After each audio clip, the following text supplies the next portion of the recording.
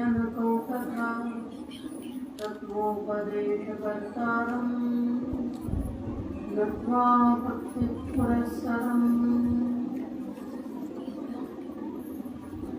परम पूज्य प्राप्त स्मरणीय परमेश्वरನ ಪರಾವತಾರಿ ಪರಮ ಕಲ್ಯಾಣಕಾರಿ ಪರಮ ದಯಾನಿಧಿ ಭಕ್ತಕಾಮ ಕಲ್ಪದ್ರುಮರವಿಶರುವ ಅಖಂಡ ಸಚ್ಚಿದಾನಂದ ಘನ ಲೀಲಾಮೂರ್ತಿ ಓಂಕಾರ ಸ್ವರೂಪಿ ಜಗದ್ಗುರು ಜಗದ್ವಂದ್ಯ ಶ್ರೀ ಸಿದ್ಧಾರೂಢ ಮಹಾಸ್ವಾಮಿಗಳವರ ದಿವ್ಯ ಅಡಿದಾವರೆಗಳನ್ನು ಎಲ್ಲ ಉತ್ಪದ್ಮದಲ್ಲಿ ಭಕ್ತಿಪೂರ್ವಕವಾಗಿ ಸ್ಮರಿಸಿ ತತ್ಸ್ವರೂಪನೇ ಆಗಿರುವ ಪರಮ ಪೂಜ್ಯ ಪ್ರಾಪ್ತ ಸ್ಮರಣೀಯ ಅನಂತ ಶ್ರೀ ವಿಭೂಷಿತ ಅನಂತ ಕಲ್ಯಾಣ ಗುಣಗಳ ಸಮನ್ವಿತ ಅರಿವಿನ ಮಹಾಚೇತನ ಶಕ್ತಿಯಾಗಿರುವ ಸದ್ಗುರು ತಂದೆಯ ಪವಿತ್ರ ಡಿದಾವರೆಗಳಲ್ಲಿ ಅನಂತ ಅನಂತ ಕೋಟಿ ಭಕ್ತಿಪೂರ್ವಕ ಶಿರಸಾಷ್ಟಾಂಗ ಪ್ರಣಾಮಗಳನ್ನು ಸಮರ್ಪಿಸಿ ವೇದಿಕೆಯನ್ನು ಅಲಂಕರಿಸಿರುವ ಪರಮ ಪೂಜ್ಯ ಶ್ರೀ ಶ್ರೋತ್ರಿಯ ಬ್ರಹ್ಮನಿಷ್ಠ ಶ್ರೀ ಜಗಸಿದ್ದೇಶ್ವರ ಮಹಾಸ್ವಾಮಿ ದೇವರ ಡಿದಾವರೆಗಳಲ್ಲಿ ಹಣೆಮಣಿದು ಒಂದು ತಿಂಗಳ ಪರ್ಯಂತರವಾಗಿ ಈ ಶಾಸ್ತ್ರವನ್ನ ಈ ಪ್ರವಚನವನ್ನ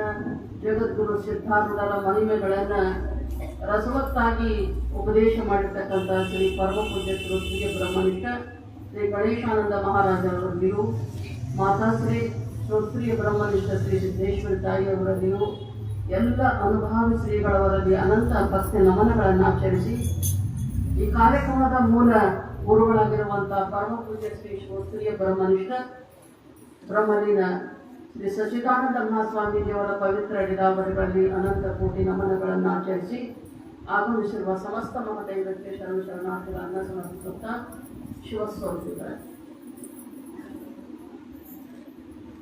ಜಗದ್ಗುರು ಸಿದ್ಧಾರೂಢರ ಅಪಾರ ಕೃಪೆಯಿಂದ ನಡೆದುಕೊಂಡು ಬಂದಿರತಕ್ಕಂತಹ ಚರಿತಾಮೃತ ಒಂದು ತಿಂಗಳ ಪರ್ಯಂತರವಾಗಿ ಪ್ರತಿ ವರ್ಷ ಶ್ರೀ ಮಹಾರಾಜರು ಬಹಳ ಸುಂದರವಾಗಿ ತಮ್ಮೆಲ್ಲರಿಗೂ ರಸವತ್ತಾಗಿ ಉಪದೇಶಾಮೃತ ಹೇಳಿದ್ದಾರೆ. ಗುರುನಾಥನ ವರ್ಣನೆ ಎಷ್ಟು ಮಾಡಿದ್ರು ಕಮ್ಮಿ. ಸ್ವತಃ ತುಳಸಿದಾಸನ್ ಹೇಳ್ದ, ಸಬ್ ಧರತಿ ಕಾಗದ ಕರು ಲೇಖನಿ ಸಬ್ ಬನರಾಯ್ ಸಪ್ತ ಸಮಂತರ ನಮಸಿ ಕರು ಗುರುಗು ನದಿ ಖಾನ ಜಾಯ್. ಇಡೀ ಭೂಮಂಡಲನೇ ಕಾಗದ ಮಾಡಿ ಸಮುದ್ರ ಸಪ್ತ ಸಮುದ್ರದ ಶಾಯಿ ಮಾಡಿ ಎಲ್ಲ ಬನರಾಶಿಯನ್ನ ಲೆಕ್ಕಣಿಕೆಯ ಮಾಡಿ ಎಷ್ಟು ಬರೆದ್ರು ನಾವು ಸರಿಲಿಲ್ಲ ಅಂತ. ಹಂಗ ಗುರುವಿನ ಆ ಮಹಿಮೆಯನ್ನ ಅವು ಸರಸ್ವತಿಗೆ ಆಗಿಲ್ಲ. ತದಪಿತಾವದ ಋಣಾನಾಮೀಶ ಪಾರನ ಯಾತ್ರೆ ಅಂತ ತಿಳ್ಕೊಂಡು ಪುಷ್ಪದಂತಗಳು ಈ ಮಾತನ್ನು ಹೇಳ್ತಾರೆ. ಅಂದ ಬಳಿಕ ಸ್ವತಃ ಸರಸ್ವತಿ ಬರೆದರೆ ಸರ್ದಿಲ್ಲ ಅಂತ ನಮ್ಮ ಬಡನಾಕಿಗಳು ಗುರುವಿನ ವರ್ಣನೆ ಮಾಡಕ್ಕೆ ಸಾಧ್ಯ. ಆದ್ರೂ ಸಹಿತ ನೀವು ಸಣ್ಣ ಮಕ್ಕಳು ಉಕ್ಕ ಹಚ್ಚಿ ಅಂದ್ರೆ ತಿಳ್ಕೊಂಡು ಅದಕ್ಕೆ ಹೆಂಗ ಅರ್ಥ ಮಾಡ್ಕೊತೀರಿ. ಹಂಗ ಗುರುವಿನ ಮಹಿಮಾ ತೊಗಲು ನುಡಿ ಒಳಗ ನಾಲ್ಕು ಮಾತು ಹೇಳಿದ್ರೆ ಅರ್ಥ ನಮ್ಗೆ ಕೇಳ್ತದ. ಗುರುಭಕ್ತಿ ಮಾಡೋನಿಗೆ ಅಂದು ಕೊರತೆ ಇಲ್ಲ. ಗುರುಭಕ್ತಿ ಬಹಳ ದೊಡ್ಡದ. ಗುರುಭಕ್ತಿ ಒಳಗ ಅಂತಃಕರಣ ಶುದ್ಧಿ ಆಗ್ತದ. ಗುರುಭಕ್ತಿ ಒಳಗ ನಿಮ್ಗೆ ಅಂತಃಕರಣ ಶುದ್ಧಿ ಅಷ್ಟೇ ಅಲ್ಲ, ಇಷ್ಟಾರ್ಥಗಳು ಸಿದ್ಧಿ ಆಗ್ತಾವ.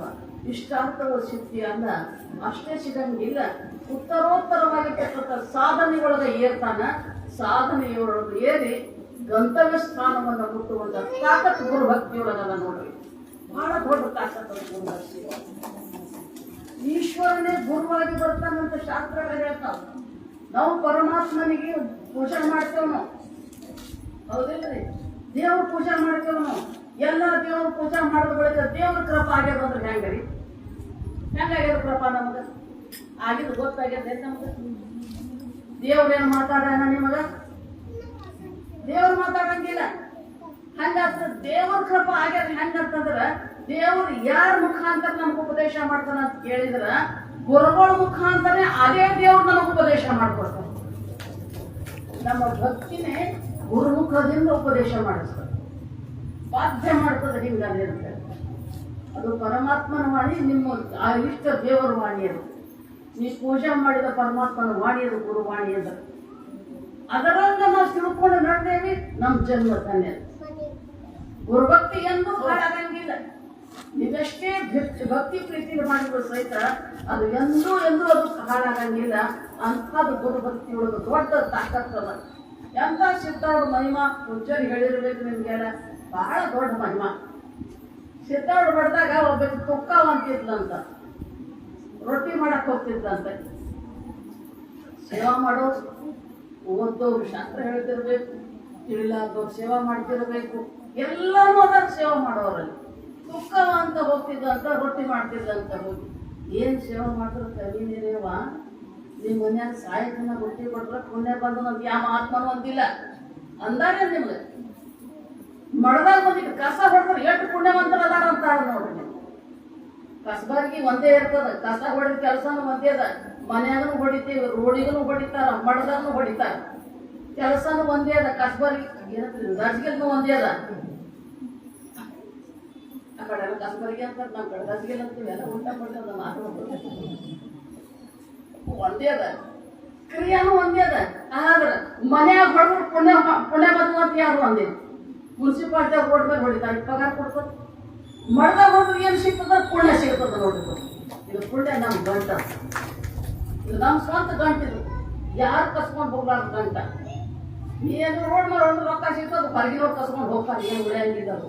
ಆದ್ರೆ ಇದು ಮಡ್ದಾಗ ಮಾಡಿರ್ತಕ್ಕಂಥ ಸೇವಾದ ಫಲ, ಆ ಪುಣ್ಯದ ಫಲ ಅದು ಸ್ವಂತ ನಿಮ್ಮ ಗಂಟ, ನಿಮ್ಮ ಆಸ್ತಿ ನೋಡೋದು, ಯಾರು ಕಸ್ಕೊಂಡು ಹೋಗ್ಲಾಕ ಬರಂಗಿಲ್ಲ ನೋಡೋದು. ಅದು ಪುಣ್ಯದ ಗಂಟ. ಗುರು ಸೇವಾದೊಳಗೆ ಭಾಳ ತಾಕತ್ತದ, ಗುರು ಭಕ್ತಿಯೊಳಗೆ ಭಾಳ ತಾಕತ್ತದ, ಗುರುವಿನ ಸ್ಮರಣದೊಳಗೆ ಭಾಳ ತಾಕತ್ತದ. ನಿಮ್ಮೆಲ್ಲರಿಗೂ ಭಾಳ ಅನುಭವ ಅದ ಇದಕ್ಕೆ, ಇಲ್ಲ ಅಂತಲ್ಲ, ಭಾಳ ಮಂದಿಗೆ ಇದಕ್ಕೆ ಅನುಭವ ಇರಬೇಕು.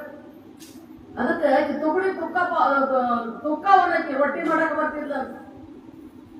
ದಿನ ಬಂದು ನಡ್ಕೋದು ಬಂದು ಎಂತ ಭಾಗ್ಯಶಾಲಿ ಕೊಡ್ರಿ ಅವರು.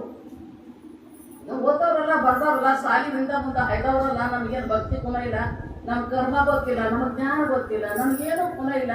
ನಾವು ಹ್ಯಾಂಗ ಉದ್ಧಾರ ಆಗ್ಬೇಕಂದ್ರೆ ಸೇವಾ ಮಾಡಿಬಿಟ್ಟ. ಸಿದ್ಧಾರ್ಥ ಸೇವಾ ಮಾಡೋರಿಗೆ ಭಾಳ ಪ್ರೀತಿ ಇದ್ದಾರೆ, ಅತಿ ಪ್ರೀತಿ ಸಿದ್ಧಾರ್ಥ ಸೇವಾ ಮಾಡೋರ್ನ. ಎಂತ ಪ್ರೀತಿ, ಅವ್ರು ನೋಡಕ ದೇವ್ರು ಬಂದಾರತ್ತು ಸಿದ್ಧಾರ್ಥ ಹೇಳ್ತಿದ್ರು. ಯಾವಕ್ಕಿ ಅಲ್ಲಿ ಅಡಿಗೆ ಮನೆ ಸೇವೆ ಮಾಡೈತಿ ಬಸವಣ್ಣ ಮನೆ ಅನ್ನಕ್ಕಿಗೆ ಕರ್ಬಂತ, ಏ ಬಾರೆ ಬಸವಣ್ಣ ಹೊರಗೆ ಬಂದಾರಂತ. ಯಾಕೆಪ್ಪ ಅಂತ ಕೈದಾಗ ಸ್ಟವ್ ಹಿಡ್ಕೊಂಡೆ ಬಂದಕ್ಕೆ. ಯಾಕೆಪ್ಪ ಅಂತ ಕೇಳಿದ್ರಂತ, ನಿನ್ ನೋಡಕ ದೇವತೆಗಳು ಬಂದಾರ ನೋಡ. ಅವಾಗ ಕೇಳಿದ್ರಂತ, ಯಪ್ಪ ನನ್ನಂತ ಪಾಮರ್ ಪಾಪಿ ಹೆಣ್ಮಕ್ಳಿಗೆ ನೋಡಕ್ ಯಾಕೆ ಬರ್ತಾರೋ ಯಪ್ಪ, ಸಾಕ್ಷಾತ್ ಪರಮಾತ್ಮ ನೀ ಇದ್ದಿ, ನಿನ್ನ ಬೆಟ್ಟಿಗೆ ಬರ್ತಾರೋ ಗುರುನಾಥ ಅಂತ ಅಂದ್ರಂತ. ನನ್ನ ಬೆಟ್ಟಿಗೆ ಯಾಕೆ ಬರ್ತಾರೋ ಗುರುನಾಥ ಅಂದ್ರ ಅವ್ರು ಕೇಳಿದ್ರಂತ ಸಿದ್ಧಾರೂಢ, ಅಮ್ಮ ಗುರು ಸೇವಾ ಮಾಡೋರು ಸಾಮಾನ್ಯ ಅಲ್ಲ, ಎಲ್ಲಾ ತೊರೆದು ಬಂದು ಗುರುವೇ ಪರಮ ದೈವ ಅಂತ ತಿಳ್ಕೊಂಡು ಸೇವಾ ಮಾಡ್ತಾರಂದ್ರ ಅವ್ರೆಷ್ಟು ಭಾಗ್ಯಶಾಲಿಗಳದಾರ.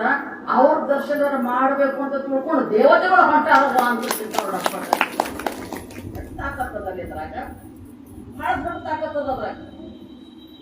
ಅದಕ್ಕೆ ಆಕೆ ರೊಟ್ಟಿ ಮಾಡಕ್ಕೆ ಬರ್ತಿದ್ಲಂತ. ಬರಾಗ ಒಂದ್ಸಲ ಏನಾಯ್ತಂತ, ರೊಟ್ಟಿ ಎಲ್ಲ ಮಾಡಿದ ಬಳಿಕ ಬಿಸಿ ರೊಟ್ಟಿ ಉಣ್ತಿದ್ದಿಲ್ಲಂತ. ಅಲ್ಲಿ ಇದು ತೊಗರು ರೊಟ್ಟಿನೇ ಹಾಕೊಂಡು ಉಣ್ತಿಳಂತಕ್ಕೆ.